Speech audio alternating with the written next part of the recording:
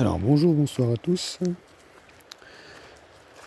Petit podcast sur les fameux soi-disant dons de l'esprit de 1 Corinthiens 12.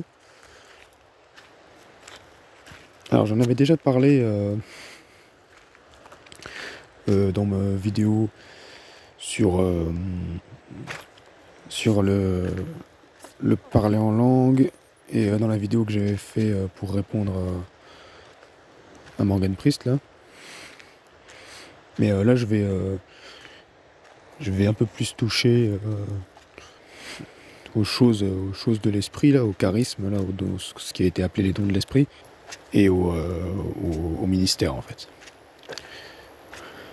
Aux ministères qui vont avec. Ministère apostolique, prophétique, évangélique et pastoral. Déjà je voudrais juste revenir sur le parler en langue. Voilà, juste pour achever, pour approfondir ce que j'ai déjà dit plusieurs fois. Alors, pour mettre au clair une bonne fois pour toutes, par rapport à ce que ça fait en fait, ce qui se passe quand tu parles en langue et de l'importance du coup de parler en langue. Donc voilà, parce que quand vous regardez en fait dans 1 Corinthiens, là, 1 Corinthiens 12, quand vous regardez, quand Paul il commence en fait à énumérer, là, il commence à citer les différents charismes. Alors déjà, il faut savoir que dans les textes originaux, c'est pas écrit en ce qui concerne les dons spirituels. J'en ai déjà parlé, mais c'est écrit en ce qui concerne pneumatikos en grec, c'est en ce qui concerne les spirituels, en gros, en ce qui concerne les choses spirituelles, ou le spirituel, c'est-à-dire la sphère, en fait, du monde spirituel, en fait. C'est de ça dont il parle, en fait. En ce qui concerne les manifestations spirituelles. En gros, c'est ça. Là, il parle, en fait, des manifestations. Et deuxième chose à savoir, c'est que dans ce passage, Paul, il parle à des bébés dans l'esprit. Les Corinthiens, c'était des bébés, souvenez-vous. Il est écrit dans d'autres passages qu'il manifestait tous les dons, mais par contre c'était des bébés qui étaient encore très charnels, puisqu'il va dire dans le chapitre 2 ou 3, je sais plus, il dit en fait je vous parle à vous comme à des enfants en fait, parce que vous êtes encore trop charnels. Il dit même que parmi vous il y a même un homme en fait qui couche avec sa belle-mère, quelque chose comme ça. Donc voilà, il se passait des trucs vraiment graves. Il dit même qu'ils font des choses pires que les goïms en fait, pires que les païens. Donc bon, c'était vraiment des chrétiens charnels, et ça leur a pas empêché de voir pleinement la manifestation de tous les dons. Du coup, ça déjà, ça enlève la doctrine aussi du truc où chaque don, là, parce que voilà, dans 1 Corinthiens 12, c'est écrit que Alain est donné tel don, en fait, selon comment l'esprit, en fait, choisit de donner tout ça. Et donc, moi, par exemple, avant, j'interprétais ça en mode, alors ouais, d'accord, alors donc les dons qui sont listés, là, donc ça veut dire que chacun, en fait, chaque chrétien, il a un don en particulier pour toute la vie. Donc, par exemple, il y en a un, il y en a certains dans le corps du Christ, par exemple, ils ont le don de guérison. Alors, il n'y a que eux qui peuvent imposer les mains aux malades, et les malades sont guéris. Après, il y en a un autre qui a le don de parler en langue. Alors, il n'y a que eux qui peuvent parler. Alors en plus, nous, ce qu'on nous disait, c'était que... Enfin, c'est dans certaines assemblées où je suis allé, c'est pas dans toutes les assemblées. Voilà, l'assemblée principale où je suis allé, on nous disait pas ça. Moi, en gros, ce que j'ai compris dans l'assemblée où j'allais, c'était que en gros, on pouvait avoir tous les dons, mais qu'en gros, on avait un don qui était plus fort que les autres. Mais voilà, il y a d'autres assemblées, comme les assemblées baptistes, où carrément, voilà, on nous faisait croire que, voilà, par exemple... alors déjà, le parler en langue, pour eux, c'est vraiment littéral. Pour eux, c'est le parler en langue, c'est un parler en langue terrestre, uniquement, qui sert uniquement pour les signes pour les incroyants, ou c'est que tu vas te mettre à parler dans une autre langue, comme ça tout d'un coup. Voilà, bon, je vous renvoie sur mes 2 enseignements sur le parler en langue, hein, voilà. Vous verrez que c'est pas du tout ça, et voilà, c'est pas du tout ce que je vis, et je connais des aînés dans la foi qui ont pleinement expérimenté le parler en langue, et qui pourraient très bien vous expliquer ces choses, mais bon, voilà, tant qu'on les vit pas, on peut pas en parler, et on peut pas en témoigner. Voilà, donc voilà, je vais expliquer un par un les dons et ce que ça fait selon la compréhension que j'en ai moi. Libre à vous d'éprouver, hein, voilà, le Saint-Esprit doit être éprouvé, hein, libre à vous de faire vos propres expériences, hein, avec le Saint-Esprit, et, vraiment qu'il soit éprouvé dans vos vies, et libre à vous surtout de méditer les Écritures afin d'en avoir le dévoilement. Alors, ce qui est intéressant dans le passage de 1 Corinthiens 12, c'est que quand Paul il liste les fameux charismes, là, on va les appeler comme ça, il commence en gros par les plus importants. En fait, c'est comme s'il les hiérarchisait, vous voyez. Il commence par le don de sagesse, de connaissance, vous voyez. Il y a sagesse, connaissance, c'est prophétie, tout ça. Allez, je vais le prendre carrément. Alors déjà, j'aimerais reprendre avec vous. Déjà, ce qu'il faut savoir, donc, c'est que il dit, en Corinthiens 12, à partir du verset 4, il dit, alors je suis dans la BJC, hein, la version de Bible de Jésus-Christ de Chorakuitou, là. Or, il y a diversité de dons, de grâces, mais c'est le même esprit. Alors déjà là, on voit clairement que c'est le même esprit, d'accord ? Il y a aussi diversité de services, donc de ministères, mais c'est toujours le même Seigneur, d'accord ? En fait, si vous regardez dans Éphésiens 4, en vérité, là, ce qui veut dire, en fait, de manière plus profonde, c'est que nous, si on lit comme ça, là, on n'a pas l'interprétation vraiment ce que vraiment veut nous communiquer, en fait, le Saint-Esprit. C'est-à-dire que là, il nous dit que, en fait, c'est les dons, c'est le même esprit. C'est-à-dire que les dons appartiennent au Saint-Esprit. Les ministères, les différents ministères appartiennent au même Seigneur, à Jésus-Christ, en fait. C'est-à-dire que, en fait, les ministères et les dons sont manifestés pleinement en Jésus-Christ. En fait, c'est ça qu'il est en train de nous dire, Paul. Et il dit, il y a aussi diversité d'opérations, mais c'est le même Elohim, tu vois, c'est le même Dieu qui opère toutes choses en tous, d'accord ? Donc c'est le même, là il dit clairement, c'est le même Dieu, c'est le même Elohim, le même puissance, le même tout-puissant, donc qui opère toutes ces choses, donc toutes ces choses-là, opérations, services, dons, hein, tout ce qui concerne le spirituel, il les opère tous en tous. D'accord ? Donc ça veut dire que là il pose clairement la chose, là ça veut bien dire là qu'on peut manifester pleinement tout ça. D'accord ? Mais c'est pas nous en fait, c'est lui en nous. Donc il dit or à chacun est donné la manifestation de l'esprit pour l'utilité commune. Donc déjà là il pose la chose encore une fois, il dit que déjà ces manifestations là, de l'esprit, donc ces dons sont à la base pour l'utilité commune, ça veut dire pour l'utilité en fait de l'ecclésia, de l'église. D'accord ? Du corps de Christ. Ok ?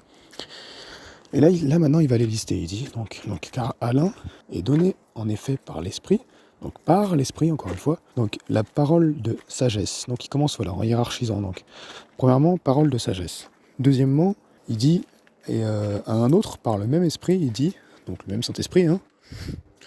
Donc la connaissance, la parole de connaissance. Il dit à un autre donc la foi.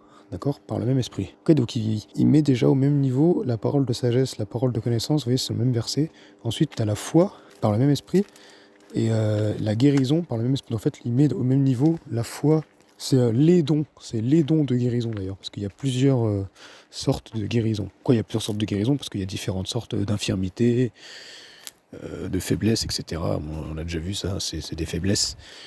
Et quand on parle de guérison aussi...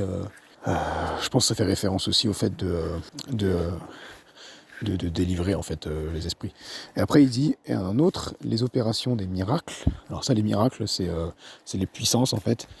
Chouraki traduit par les puissances. En fait c'est par exemple comme Jésus a manifesté c'est multiplication des pains, voilà, multiplication de la nourriture, faire tomber la pluie ou arrêter le soleil dans sa course. C'est des miracles comme ça, quoi. C'est les miracles créateurs. Ça va être, par exemple, une guérison instantanée. C'est partie du don des miracles. Quand on vous parle des dons de guérison, c'est la guérison toujours progressive.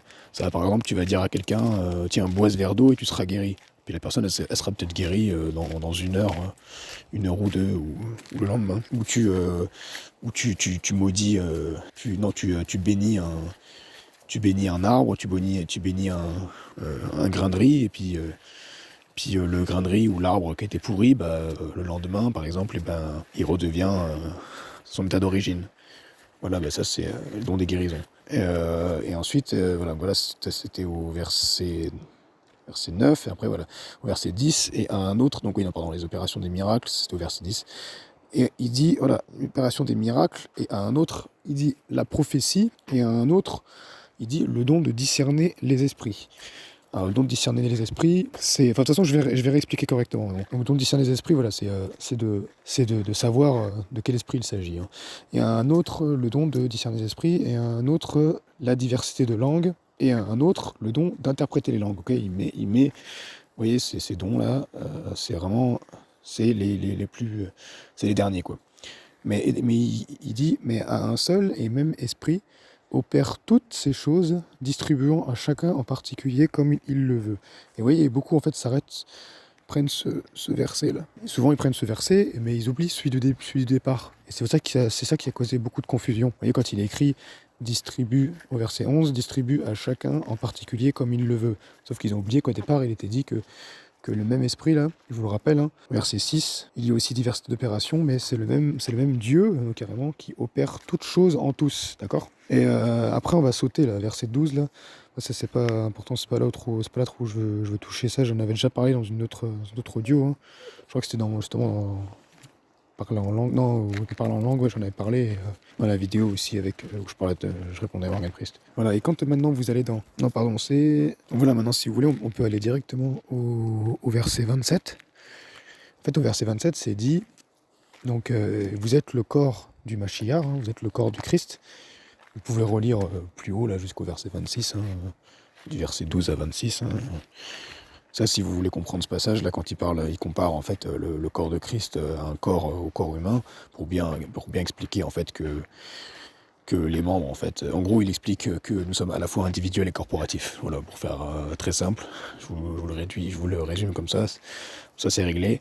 Et si vous voulez bien le comprendre, si vous avez des enfants, vous regardez comment, j'avais déjà parlé de ça, mais vous regardez comme un bébé, en fait, il se développe, comment il apprend à marcher, comment il apprend à manger, comment il apprend, il apprend à voir, tout ça, tous ses sens, tous ses membres qui se développent.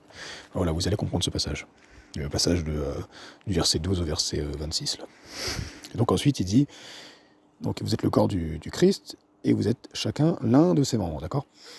Et Dieu, en fait, a en effet placé, donc il a en effet placé dans l'assemblée, donc dans l'église, hein, premièrement, donc il hiérarchise les ministères. Donc premièrement, des apôtres, d'accord, c'est les envoyés, les apôtres. Deuxièmement, des prophètes. Troisièmement, des docteurs. Et ensuite, en fait, quand il dit ensuite, des miracles, puis des dons de guérison, des secours, des gouvernements, des langues diverses. En fait, là, il fait référence au ministère évangélique. Et ça, vous pouvez le voir dans Éphésiens 4, à partir du verset 10 par là, où il cite plus clairement les ministères, où il dit encore une fois que les ministères sont, en fait, c'est Jésus-Christ en fait qui a le ministère. Le vrai ministère, en fait, c'est celui de Jésus-Christ. Et il dit en fait que maintenant, les ministères en fait qui sont tirés de Christ, c'est apôtres, les envoyés. Ensuite, c'est les prophètes. Ensuite, c'est les évangélistes. Et ensuite, c'est les pasteurs et docteurs, qui est un seul et même ministère. Sauf que là, dans 1 Corinthiens 12, la précision qu'on a, c'est qu'il nous donne en fait de manière hiérarchique. C'est-à-dire que le ministère le plus haut, enfin, ce qui découle en fait, en vérité, voilà, on va dire, le ministère le plus haut, c'est apôtres. Ensuite, il dit deuxièmement, c'est les prophètes, et troisièmement, c'est les docteurs, les enseignants, d'accord. Et ce qu'il faut savoir, c'est que les apôtres, eux, par exemple, vont passer obligatoirement par les 3 autres ministères. Parce qu'en fait, apôtre, en fait, c'est celui qui établit. C'est celui qui va poser les fondements. C'est celui qui va fonder les assemblées. Et c'est celui qui va venir établir, en fait, la parole, qui va venir recentrer les choses sur Christ dans un endroit où il n'y a pas, en fait, où il n'y a pas encore de... Il n'y a pas encore de chrétiens, il n'y a pas encore de... Voilà, il n'y a pas d'enseignement, donc en fait il va devoir forcément passer par premièrement l'évangéliste, voilà, parce que l'évangéliste est accompagné en fait des dons de puissance, de guérison, tout ça, des miracles en fait, de secours, des gouvernements, des langues diverses, tu vois, et en fait il va... Viens là. Ouais, il va parler des... voilà, il va avoir la manifestation voilà, du don des langues qui va prendre la forme de... Je vais en parler plus en profondeur après, mais voilà, le don des langues peut prendre... j'en ai déjà parlé, peut prendre la forme en fait où, oui, là en effet, tu peux te mettre à parler dans une autre langue que tu connais pas, une langue terrestre. Enfin, c'est-à-dire que c'est pas forcément que tu vas te mettre à parler, c'est-à-dire que toi tu vas croire que pour toi ça va être un charabia incompréhensible, mais en fait le Saint-Esprit en fait à la personne qui comprend pas, la personne qui est en face de toi, qui n'est pas forcément croyante, qui est pas croyante, parce que là c'est vraiment c'est là, en fait dans Corinthiens 12 c'est vraiment les signes. C'est comme l'a dit Jésus, en fait, c'est les signes qui accompagneront ceux qui auront cru, en fait, pour manifester, en fait, la puissance aux païens. Parce qu'en fait, l'homme charnel, il ne reçoit pas les choses du spirituel. Donc, il a besoin, en fait, de signes spirituels pour avoir une preuve, en fait, du spirituel. Tu comprends? Il peut pas, en fait, les gens, et c'est pour ça, en fait, que on peut pas forcer, en fait, par notre intellect. Et c'est là où tu vois en fait que l'intellect ça marche pas et que ça prouve en fait que la parole de Dieu, la Bible en fait qui cache la parole dans laquelle la parole de Dieu est cachée, Jésus-Christ, en fait elle est spirituelle premièrement, parce que les gens, l'homme charnel, l'homme guidé par ses émotions, qui n'a pas Christ, il peut pas comprendre, il ne peut pas recevoir, c'est écrit en fait, Éphésiens 4. Il ne peut pas les recevoir, les choses spirituelles, c'est même une folie pour lui en fait, c'est une folie pour lui. Et il va te prendre pour un taré si tu... En fait, si tu parles en langue à côté de quelqu'un et qu'il a pas l'interprétation, on va t'enfermer.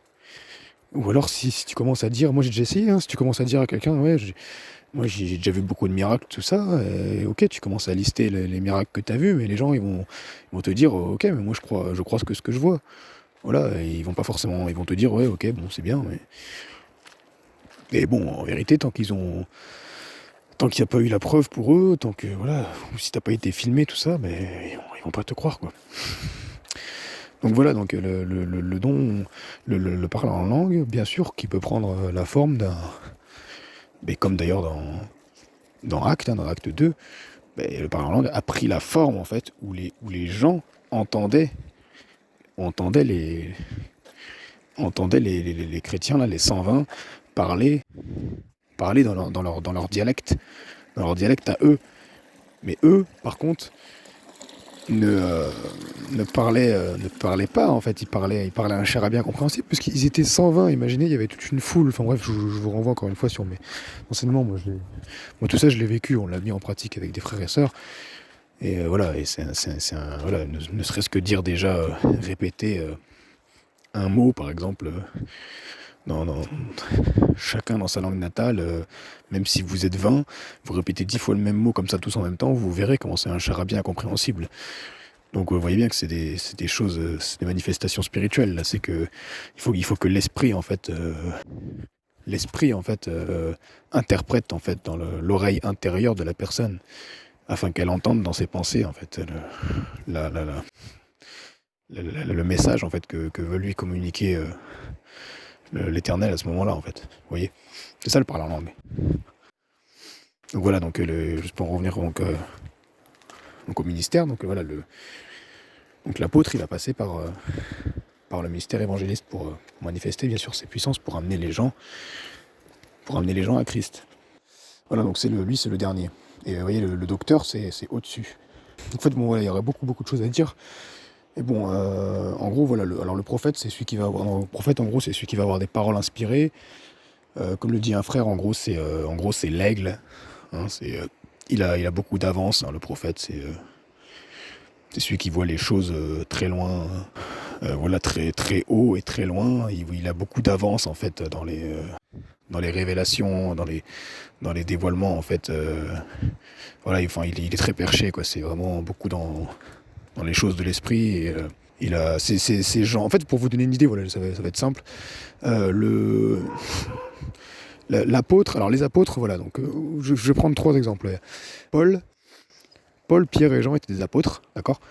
Maintenant, Paul était un apôtre qui a été plus dirigé vers le ministère,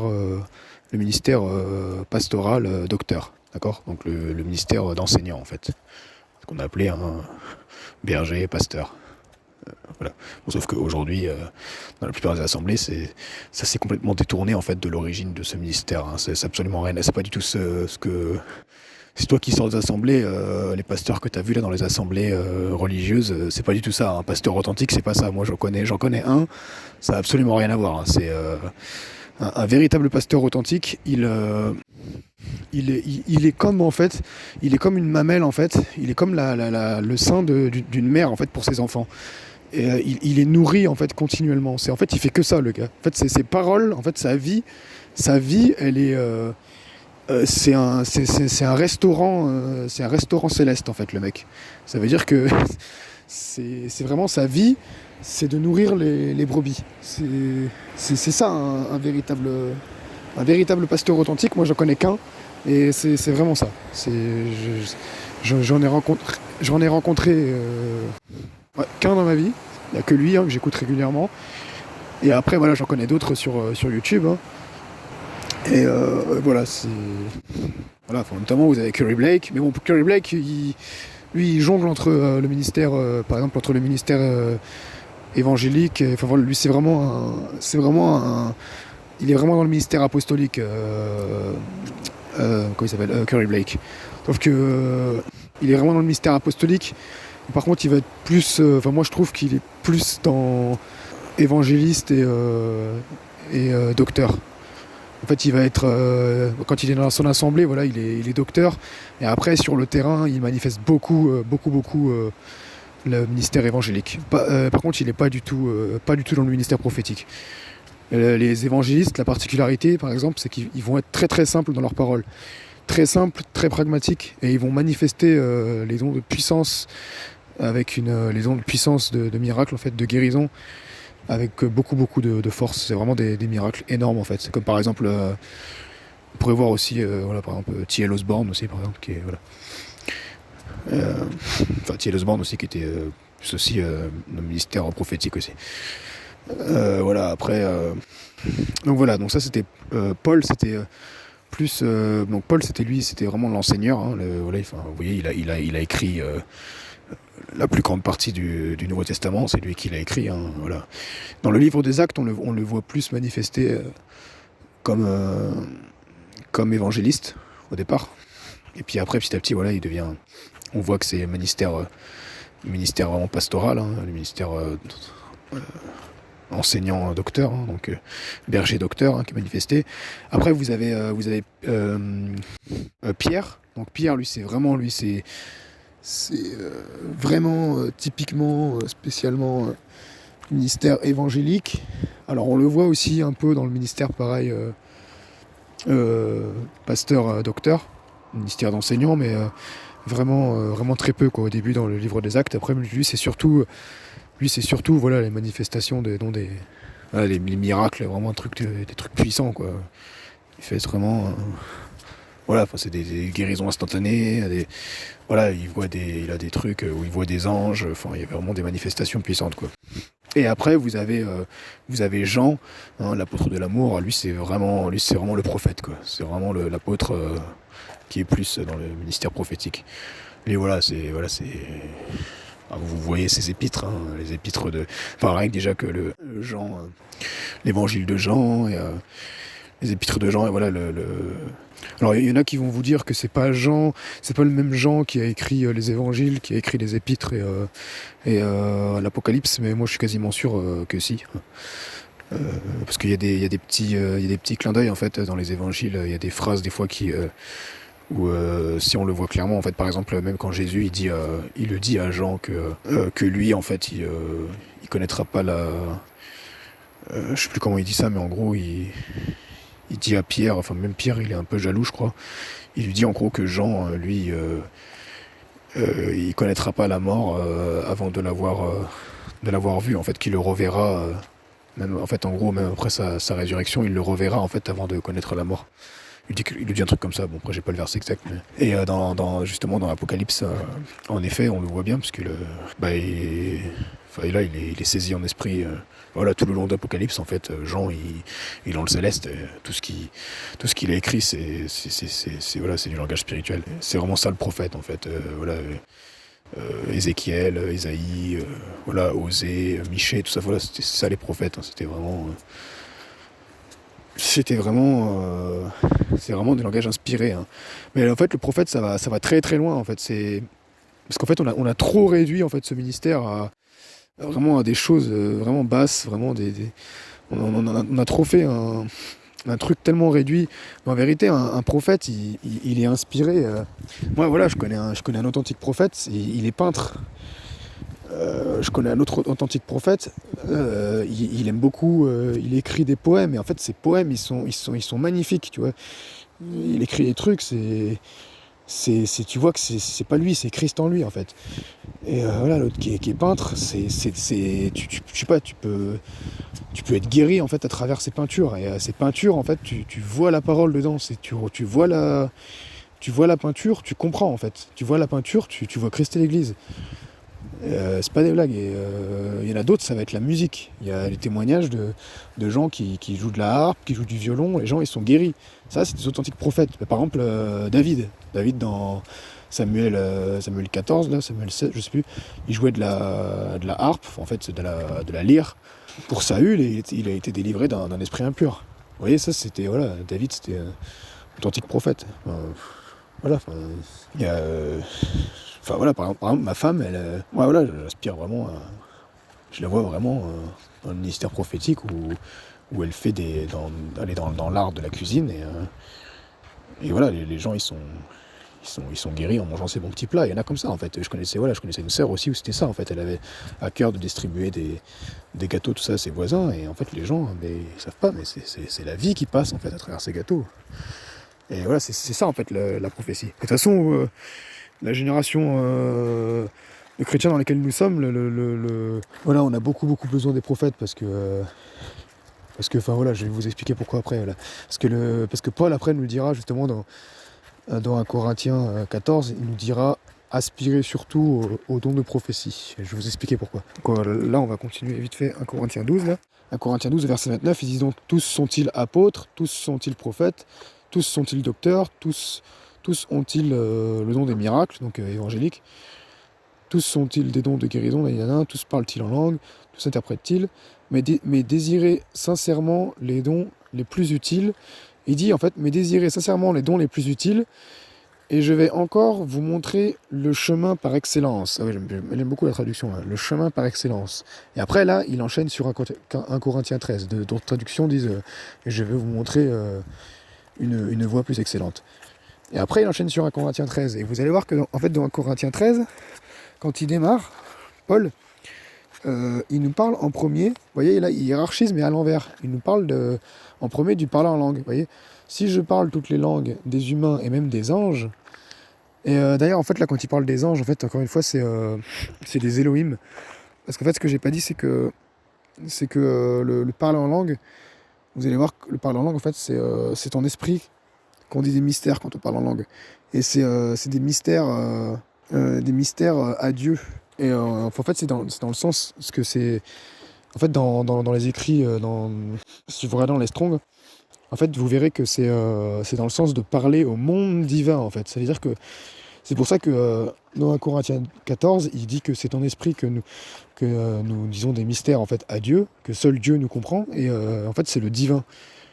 Et dans 1 Corinthiens 13, la langue des anges, d'accord? Donc ça montre bien que quand il parle en fait du parler en langue, c'est quand tu parles en langue, tu parles au ciel en fait. Tu peux très bien parler aux anges et aussi à Dieu. Et pour faire simple, en fait, quand vous parlez en langue, en gros, c'est le Saint-Esprit en vous qui s'adresse au Saint-Esprit, en fait. C'est Dieu qui se parle à lui-même. Ça, on voit ça dans les psaumes, hein, que Dieu, en fait, oui, c'est écrit, en fait, l'Éternel parle à l'Éternel. Pour dire, enfin, je sais plus, je vous mettrai le passage. Et il y a aussi un autre passage aussi, c'est Psaume 45, verset 8, qu'on retrouve aussi dans Hébreux 1, versets 8 et 9, où c'est dit, en fait... ô Dieu, ton Dieu, en fait, m'a oint d'une huile de joie. Ô Éternel,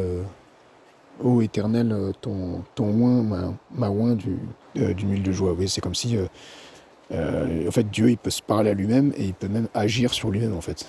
Parce que, pour vous donner une idée, le parler en langue, c'est un peu comme si il y avait deux mondes.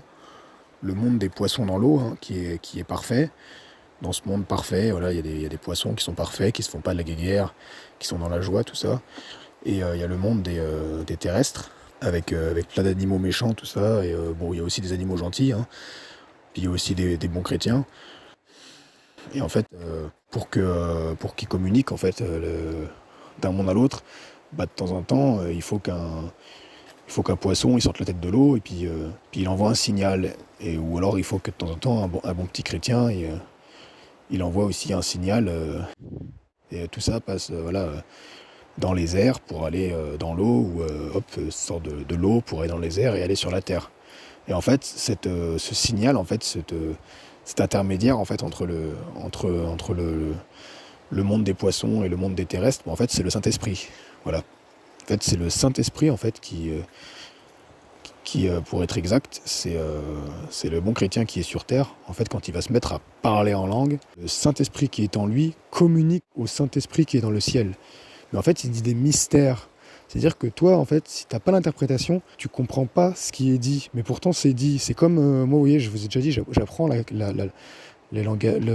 cryptographie. Si vous connaissez un peu les systèmes de cryptage, si vous n'avez pas la clé, une clé de cryptage, enfin, sur un message crypté, bah, vous ne pouvez pas décoder le message en fait, qui est caché derrière. Mais en fait, là, c'est pareil. La clé, en fait, c'est le Saint-Esprit.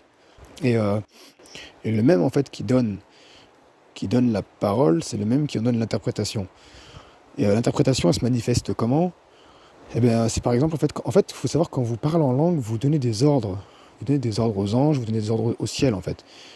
Et vous êtes en communication même avec Dieu, avec les anges, avec les vieillards aussi. Ça veut dire avec d'autres chrétiens qui sont morts depuis longtemps et qui sont arrivés déjà à la stature parfaite de Christ. L'interprétation, elle peut venir comment, par exemple?